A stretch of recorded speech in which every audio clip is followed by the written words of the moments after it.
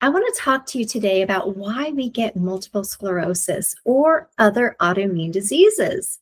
And I'm going to go over the top 9 reasons for this. And by the way, I'm a nutritionist and a integrative nutrition health coach, and I help people with MS reverse their symptoms. So if this is something that sounds exciting to you, let me know. Reach out to me, info@nourishyourway.com. I've got a 12-week program, and I've got coaching sessions as well that can start helping you heal. Anyway, let me get back to why we get autoimmune diseases and how you can start healing holistically. It's possible. I was diagnosed in 2015, over 10 years ago now, and I healed every single symptom I had. I had brain fog, I had numbness in my hands and legs, I had hermidicine, I had severe fatigue, I had a blind spot in my left eye, and I healed everything, even my eye, and I shocked myself I had this ability. So again, I'm going to go over why we get these autoimmune diseases and how you can heal them and how medication really is not needed. And I can prove it.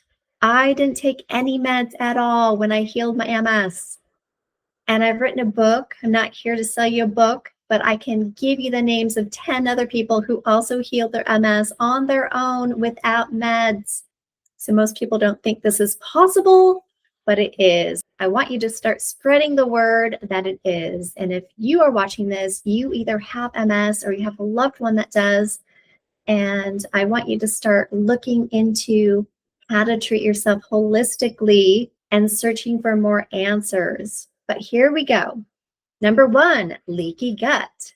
What is leaky gut? This is a big reason why people get autoimmune diseases. And leaky gut means that there are toxins that have been going through your digestive system. This can be food like gluten, dairy, too much sugar. This could be trans fats or seed oils. This could be chemicals from processed foods. So what happens is when we eat some of these foods, they start breaking down our intestinal tract. And when this happens, our tract becomes permeable.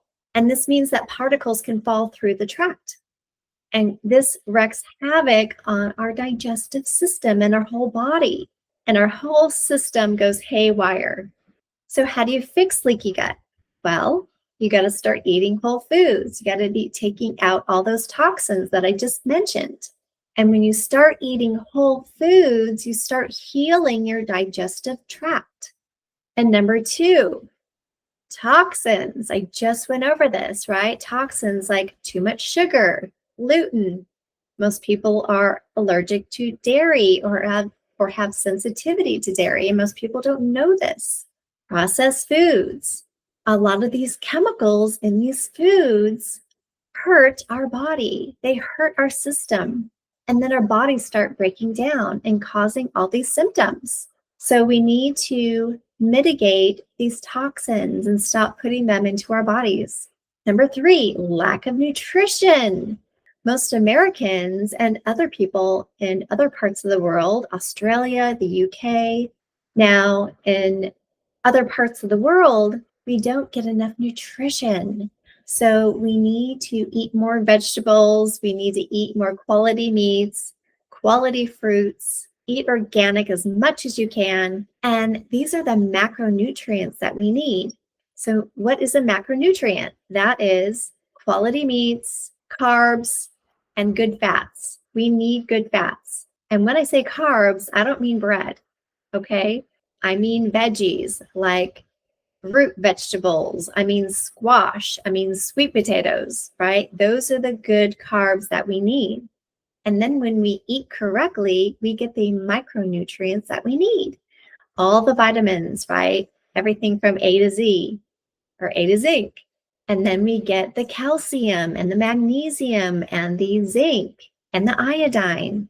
When we eat correctly, we get the nutrients that our bodies need. And when we don't get the nutrients that we need, we start getting all these symptoms. And it's our body telling us, hey, something needs to change here. You're not giving me the nutrients my body needs to work efficiently. So we need to start listening to our bodies and we need to start changing our habits so we can get well. Number 4, there's other toxins out there. There's chemicals in our cleaners, in our laundry detergent, and there's toxins everywhere in our food, in our water, and some we can't help to avoid, but many of them we can if we change our cleaning supplies with natural ones. And sometimes it's even in materials, the clothes we wear or the fabrics in our home, like drapes or carpet. Some people are highly allergic to some fabrics because some chemicals are in them. So, besides the chemicals and the processed foods that a lot of people consume, we also need to think about mold, parasites, and heavy metals. And mold is a tough one. Many people develop a lot of weird symptoms when it comes to mold, including mental issues. So, if you haven't figured out what kind of toxins that you might be exposed to, if you can't get well, for example, you might want to get your home tested or your apartment tested for mold, because mold is very serious. And then heavy metals. And we can get heavy metals from our drinking water, from foods, from breathing the air, from things we put on our skin. I'll give you an example. I had aluminum in my body, and I didn't know where it was coming from. I had ordered a hair test kit from Amazon. I wanted to know what toxins I might have. So I sent a couple of strands of hair on my head to a lab. I was high in aluminum. And I thought, where is that coming from? And it took me a couple of months to figure it out.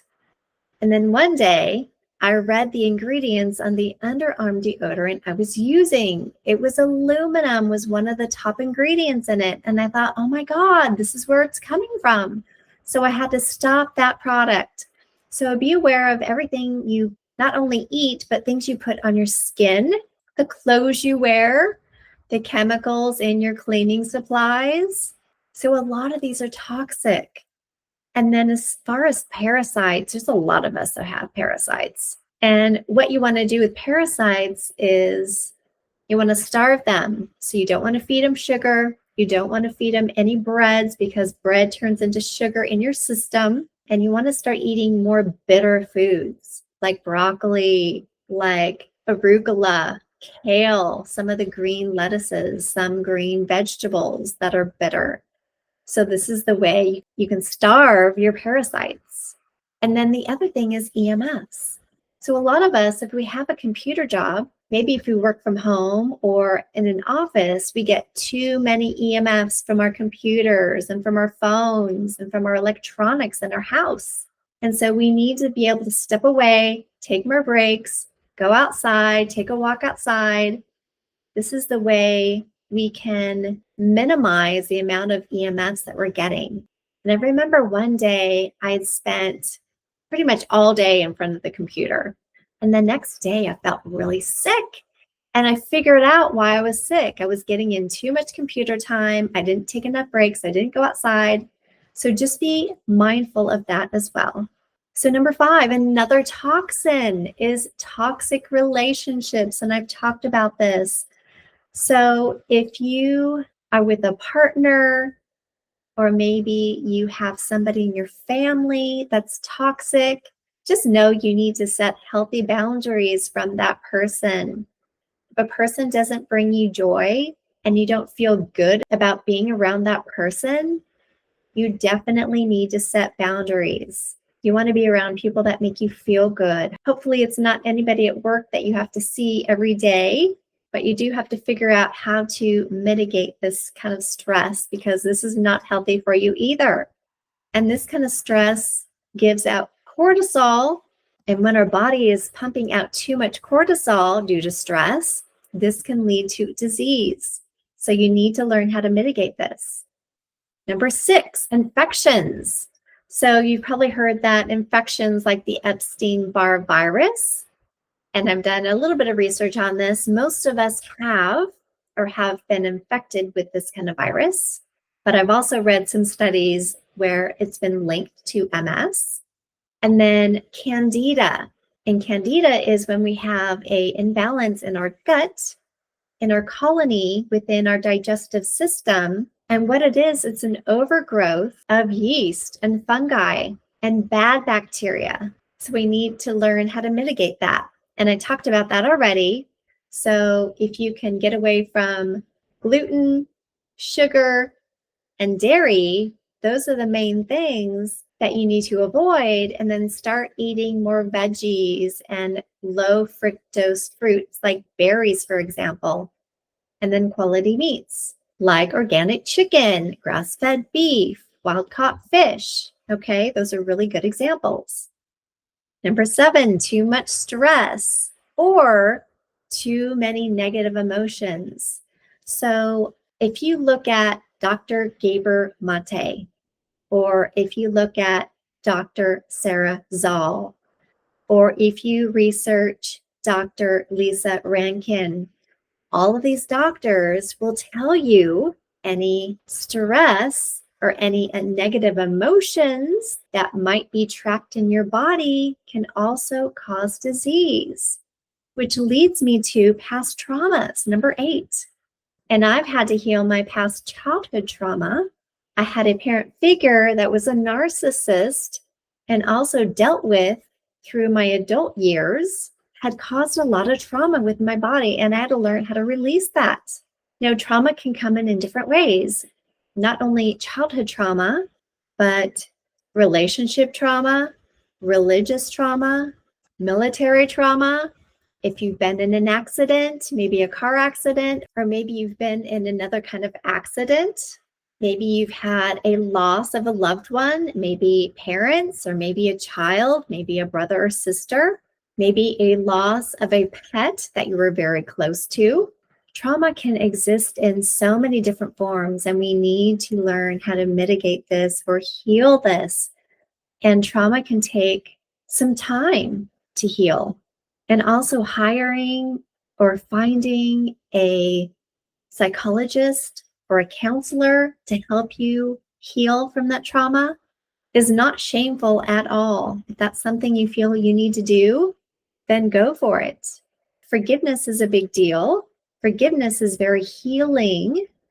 So if you need to forgive somebody and you don't have to tell it to their face, you can actually forgive them in your mind, and then you can let them go. And this isn't very easy for a lot of people, and it takes some work, and it might take some time. Women, there's so many women that have been raped.